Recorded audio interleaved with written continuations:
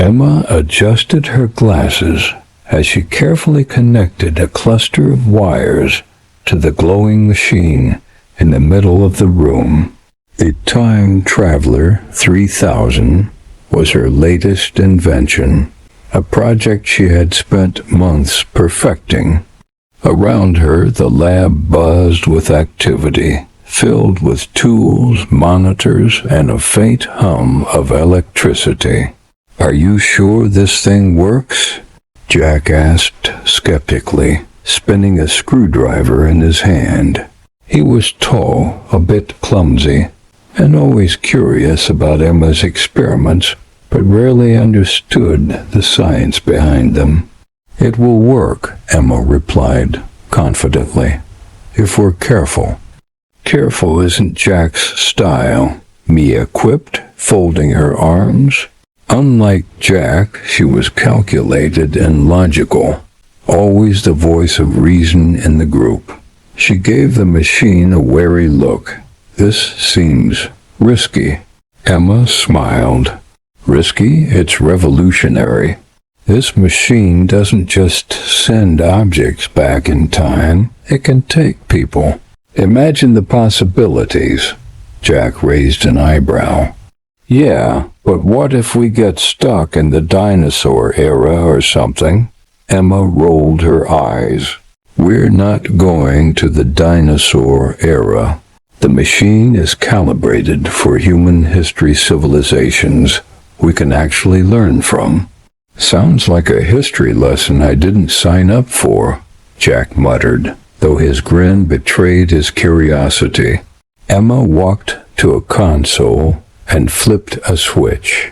The machine came alive, lights blinking in rhythmic patterns. "All I need now is to run one final test," she said, gesturing for them to step back. But Jack, being Jack, couldn't resist. He leaned forward and pressed a bright green button labeled Activate. "Jack?" Emma and Mia shouted in unison, but it was too late. The room shook, and a loud whooshing sound filled the air. The walls seemed to melt away, replaced by swirling colors and streaks of light. "What's happening?" Mia yelled, grabbing onto Emma's arm. "The machine is working," Emma shouted back, her voice trembling with a mix of panic and excitement. "We're traveling through time." Seconds later, the swirling stopped. The three of them landed with a soft thud on a cobblestone street. The air smelled of baked bread and wood smoke. Around them, people dressed in long robes and tunics bustled through a crowded market. A man leading a cart of vegetables shouted something incomprehensible in their direction. "Where are we?" Jack asked, brushing dust off his jeans. He looked around, wide-eyed. "And why does everyone look like they're in a Shakespeare play?" Emma scanned the scene. "Judging by the architecture and the clothes, I'd say we're in the 1600s. Somewhere in England, maybe." Mia took a step closer to the bustling market, her expression a mix of awe and dread. "This is incredible. But how are we supposed to communicate with them?" Emma thought for a moment. Old English might be a little different, but the basics should still work. We just need to stick to simple phrases. "Simple for you, maybe," Jack grumbled. "I don't even know how to say hello in Shakespeare language." "Start with something easy," Emma suggested. "Like, how may I assist thee?" Jack gave her a blank look. "You're joking, right?" Emma laughed. "No, I'm serious. Try it." Before Jack could argue, a merchant approached, holding up a tray of apples. "Fresh apples, good sirs and ladies. Only a penny each." Jack froze. Emma nudged him. "Go on, say it." Jack cleared his throat. How may I assist thee?" The merchant looked at him, puzzled. I'm assisting you, lad. You buying or not? Mia burst out laughing. Good try, Jack. Guess the language hasn't changed that much. Emma smiled. It's not perfect, but it's a start. We'll adapt as we go. A group moved through the market, soaking in the sights and sounds of a world long gone. People sold bread, fabrics, and spices, shouting, in what seemed like a blend of familiar and foreign English. Jack marveled at a juggler performing tricks, while Mia examined a tapestry embroidered with golden thread.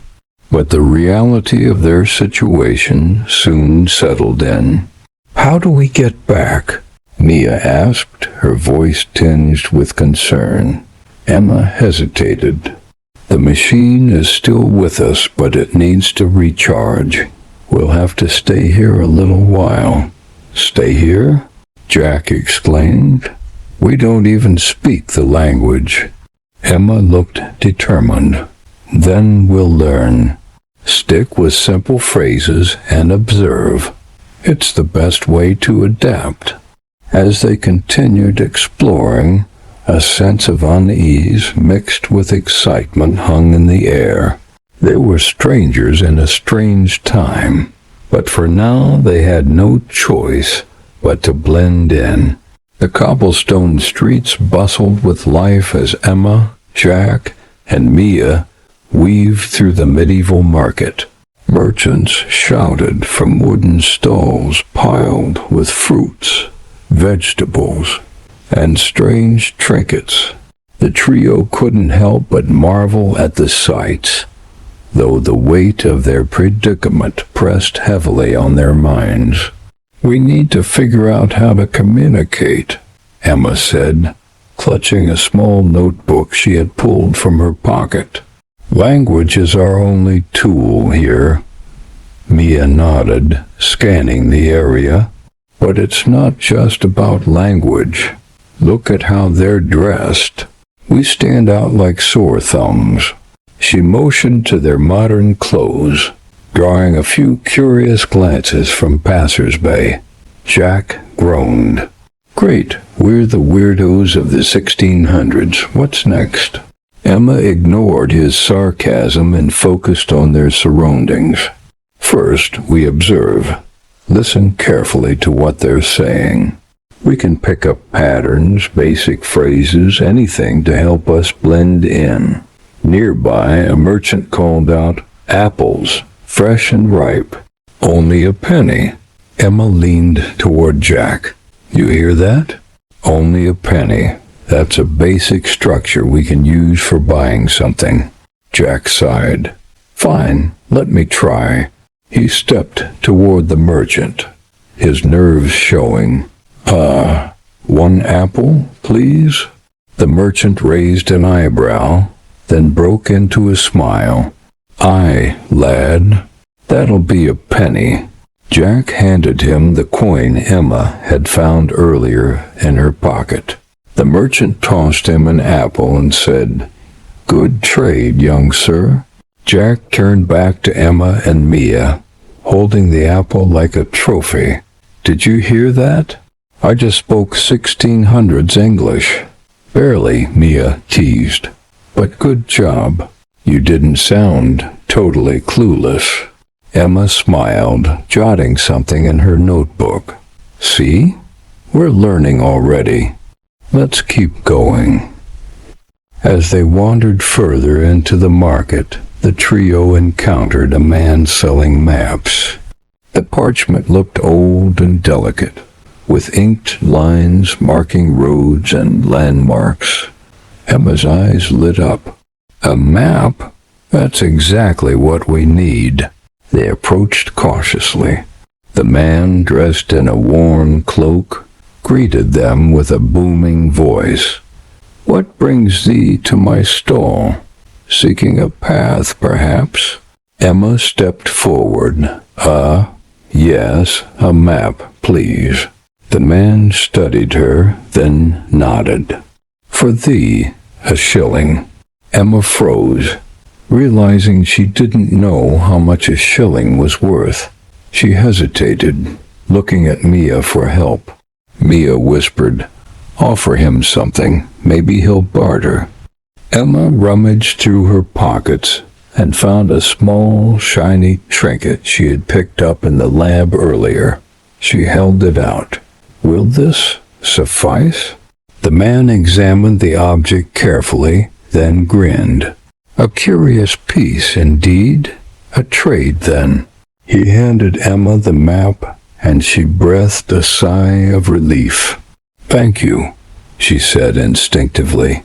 The man tilted his head. "The art welcome." As they walked away, Jack muttered, "Why does everyone here talk like they're in a play?"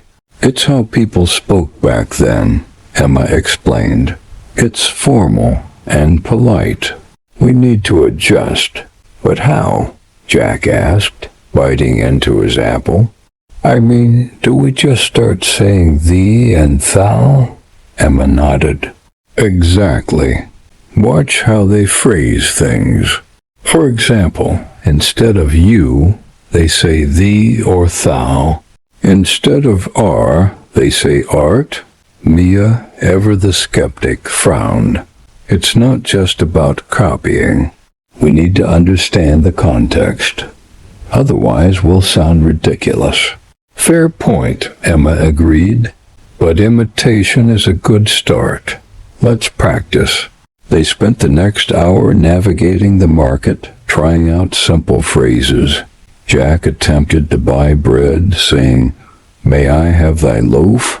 The baker chuckled, but handed him the bread without issue.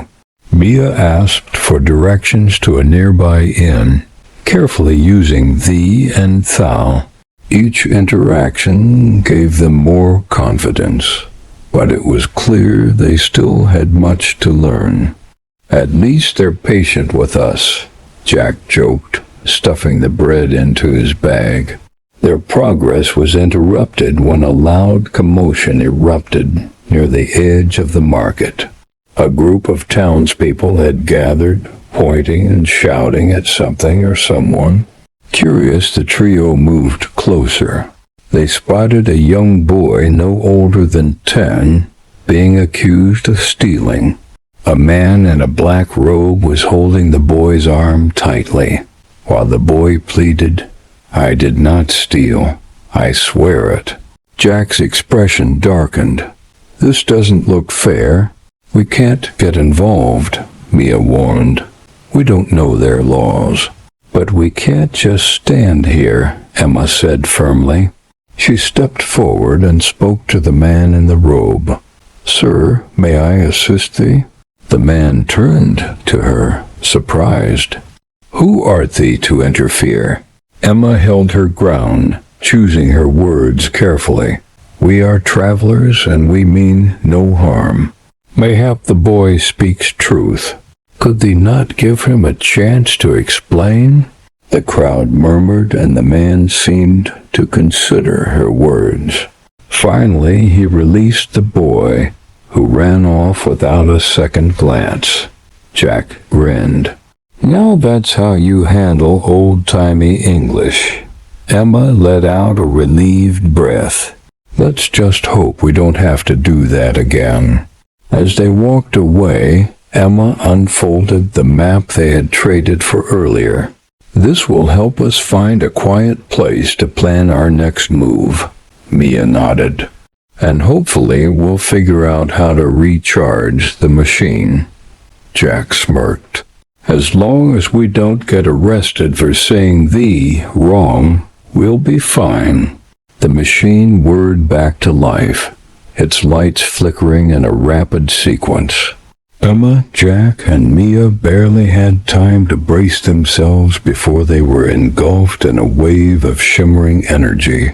Moments later, they landed with a soft thump on a gravel pathway, surrounded by neatly trimmed hedges. "Where are we now?" Jack asked, brushing dust off his jacket. He looked up to see a grand house in the distance, its tall windows gleaming in the sunlight. Emma squinted at the scene. Judging by the architecture and those outfits, she gestured to a couple walking by in formal Victorian attire. I'd say we're in the 1800s. Mia adjusted her coat and nodded toward a sign near the entrance. Afternoon tea served daily. She read aloud. That's a good clue. Seems like we've landed right in the middle of tea culture. Jack groaned. Great. More people in funny clothes talking in ways I don't understand. Emma rolled her eyes. Come on. This is a chance to practice. Tea culture in the 1800s was all about formality and politeness. We can learn a lot from how they spoke. As they approached the grand house, a gentleman in a tailored suit greeted them. Good day to you, he said with a slight bow. Might you be here for tea? Emma stepped forward, offering her best attempt at formal English. Good day, sir. Yes, we, should like some tea. The gentleman smiled warmly. Splendid, right this way. Jack leaned toward Emma. You nailed it, he whispered. But what's with should like instead of would like? Emma whispered back. It's how they spoke back then, more formal. Just go with it. The trio was led to a beautifully set table in the garden. Porcelain teacups, delicate saucers, and an array of pastries and sandwiches were laid out neatly. The gentleman poured tea into their cups with precision. So, he said, seating himself across from them, tell me, what brings you to our humble town? Mia hesitated, but Emma quickly replied, We are travelers, sir, new to this area and eager to learn. The man nodded thoughtfully. A noble pursuit. One must always strive to expand one's knowledge. Shall we toast to that? He raised his cup, and the group followed suit, clinking their teacups gently. To learning, Emma said with a smile. Jack, however, struggled to sip his tea without slurping. The gentleman raised an eyebrow, but instead of scolding, he offered a kind correction. Perhaps, young sir, one might tilt the cup slightly and sip quietly. It's the mannerly way. Jack flushed. Right. Thank you, sir. Mia couldn't help but stifle a laugh. Tea manners 101, she whispered to Jack. As they continued their conversation, the gentleman shared more about Victorian etiquette. One must always express gratitude, he said. For instance, I thank you kindly is a proper response when offered assistance. Emma took mental notes, finding the lesson surprisingly engaging. And if one were to offer something, how might they phrase it? She asked. The gentleman smiled. A fine question. One might say, would you care for? Followed by the item being offered. For instance, would you care for a biscuit? Emma repeated the phrase. Would you care for a biscuit? Splendid, he said. You're a quick learner. Meanwhile, Jack focused on the pastries. Excuse me, he said, pointing to a plate. Can I have that one? The gentleman frowned slightly, but corrected him gently. In our time, one would say, May I have that one? It's a touch more polite. Jack sighed. Got it. May I have that one? Indeed you may, the gentleman replied, passing the plate with a satisfied nod. The afternoon passed in a pleasant exchange of words and lessons. Emma and Mia embraced the formality, practicing phrases like I should like some tea, and would you care for sugar? Jack, though slower to adapt, found himself improving with each interaction. As the tea concluded, the gentleman rose and extended his hand. "It has been a pleasure. Mayhap we shall meet again in the future." Emma shook his hand warmly. "The pleasure was ours, sir. Thank you for your hospitality." As they walked back toward the gravel path, Mia glanced at the machine, which hummed faintly. "Looks like it's recharging. Where to next?" Emma opened the map from their previous stop, now slightly crumpled, but still legible. "The present day, I think. It'll be interesting to see how much English has changed." Jack stretched his arms. "As long as it doesn't involve more tea lessons, I'm in." The machine blinked, signaling its readiness. With one final look at the picturesque Victorian setting, the trio stepped forward, ready for their next leap through time. The familiar whirring of the machine enveloped Emma, Jack, and Mia as they stepped into the light. Moments later, the three landed on a busy street corner. The air buzzed with the sound of car engines, distant sirens, and people chatting on their phones. Neon signs flashed advertisements for coffee shops, gyms, and smartphone stores. "Finally," Jack said, brushing off his jacket, "we're back in the present. No more funny accents or weird outfits." Mia raised an eyebrow. "Don't get too comfortable. Modern English has its challenges too." Emma looked around, taking in the scene. "Let's find a place to sit and observe how people speak now. We need to adapt to the current version of English." They walked a short distance and found a bustling cafe. The smell of roasted coffee beans wafted through the air as they stepped inside. A long line of customers waited at the counter, chatting casually or scrolling through their phones. The group sat at a small table near the window, close enough to overhear conversations. "Listen," Emma said, leaning in. "The way people talk here is so different from the 1600s or even the 1800s. It's shorter, more casual." They watched as a man at the counter ordered his drink. "Hey, can I get a caramel latte, extra foam?" he said quickly. Jack smirked. "That's it?" "No, may I have the pleasure of a latte, good sir?"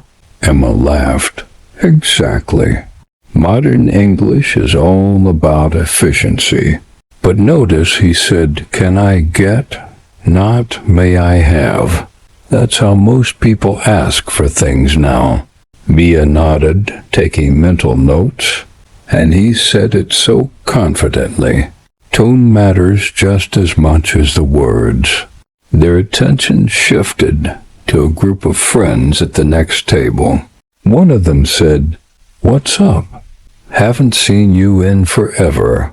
The other replied, "Not much, just been crazy busy with work." Jack frowned. "Okay, now I'm lost.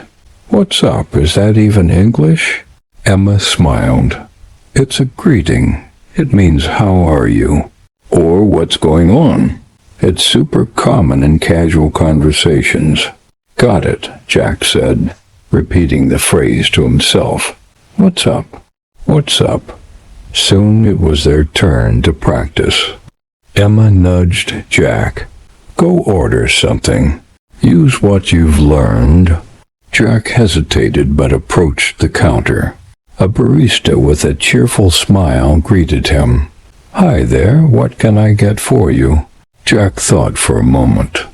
"Can I get a black coffee, please?" "Sure thing," the barista replied. "Anything else?" "No, that's all."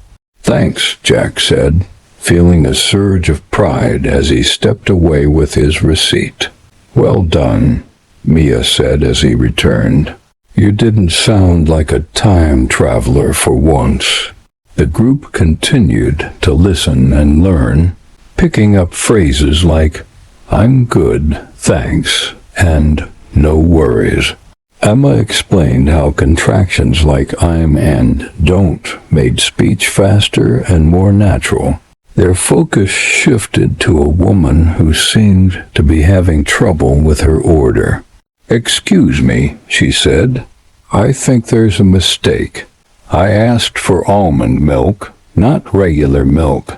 The barista apologized and quickly fixed the mistake, saying, "Sorry about that. Let me remake it for you." Mia turned to Emma. "That's useful." She started with "excuse me" and explained the problem politely. "I'll remember that." "Exactly," Emma said. "Politeness is still important, but it's simpler now." Short phrases like "excuse me" or "sorry" work well. Jack, meanwhile, noticed a sign on the wall that read, "Please be patient. Your coffee is worth the wait." He pointed at it. Even signs are less formal. They say "please," but not in a fancy way. "Good observation," Emma said. "It shows how English has become more approachable over time." As the afternoon passed, the trio practiced their new skills. Emma and Mia tried out casual phrases like, "Can I get?" while Jack experimented with greetings like "What's up?" Their confidence grew with each interaction, though there were still a few stumbles. At one point, Jack accidentally asked for a black coffee with extra sugar-free foam, drawing a puzzled look from the barista. "I mean just black coffee," he corrected himself quickly. "You're learning," Mia teased. "Slowly, but you're learning." By the time they left the cafe, the sun was setting, casting a golden glow over the city streets. Emma unfolded the map once more, her eyes scanning the worn parchment. "So what's next?" Jack asked. Emma pointed to a faint mark near the edge of the map. "I think it's time to head home. But first we need to use what we've learned to prepare for the journey." Mia looked at the machine, which hummed faintly beside them. "It's ready. Let's finish this." As they stepped into the light once again, Emma couldn't help but reflect on how much they had grown, not just in their understanding of English, but in their confidence as communicators. The machine hummed steadily, its glowing lights casting shifting patterns on the trio's faces. Emma checked the console carefully, ensuring that everything was set for their return journey. "Is this really it?" Jack asked, a mix of relief and hesitation in his voice. "We're heading back home?" Emma nodded. "That's the plan. But before we go, let's take a moment to reflect. We've learned so much." Mia crossed her arms and looked thoughtful. "It's crazy to think how much the language has changed through time. From the formal tones of the 1600s to the casual slang of today, it's like English has adapted to every kind of person and situation." Emma smiled. "Exactly. And we've experienced that firsthand. In the 1600s, it was all about respect and formality. How may I assist thee? Then, in the 1800s, it was politeness and grace, with phrases like, "I should like some tea." Now, in the present, it's fast, efficient, and casual. "Can I get a coffee?" Jack chuckled. "I still think I messed up half the time, but hey, at least I don't freeze up when I hear someone say, 'What's up?' Progress," Mia teased, giving him a light shove. "But seriously, we've all improved." Even if we made mistakes, we adapted and kept trying. Emma looked at the machine, her hand hovering over the activation button. And that's the key to learning any language persistence. It's okay to stumble as long as you keep going. She pressed the button, and the machine roared to life. In seconds, the world around them dissolved into a swirl of light and color. The air felt thick, charged with energy, until finally they landed back in the familiar confines of Emma's lab. Jack stumbled slightly, steadying himself against a table. Whoa, that felt rougher than usual. Mia looked around, her gaze landing on the blinking monitors and piles of tools. "We're home," she said softly, almost in disbelief. Emma checked the machine, ensuring it had shut down properly. "We made it. The Time Traveler 3000 is intact, and so are we." Jack stretched his arms and sighed. "Okay, real talk. That was the wildest history lesson I've ever had. And surprisingly, I think I actually learned something." Mia smirked. "Surprisingly?" Jack shrugged. "What can I say? I'm a hands-on learner. And besides, now I know how to order tea, coffee, and apparently not get arrested in the 1600s. Emma laughed. "That's a solid start. But remember, what we've learned isn't just about history. It's about understanding how language works, how it connects people, how it changes to fit the times." Mia nodded. "And how it's okay to make mistakes. That's part of the process." The group sat down around the lab's central table, a sense of accomplishment settling over them. Emma pulled out her notebook, flipping through pages filled with notes from their journey.